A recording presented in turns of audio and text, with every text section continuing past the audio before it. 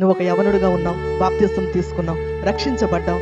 నీ ఒకప్పుడు పాత జీవితం అంతా కూడా వదులుకొని దేవుని కొరకు నువ్వు రక్షించబడి బాప్తిసం తీసుకున్న నీవు ఇంటి పనులను, పొలం పనులను, ఆఫీస్ అనో, లేకపోతే ఏదో ఇంట్లో ఏదో పనులు ఉన్నాయని ఆగిపోవడం కాదు. కానీ మనం అందరం కూడా ఏం చేయాలో తెలుసా?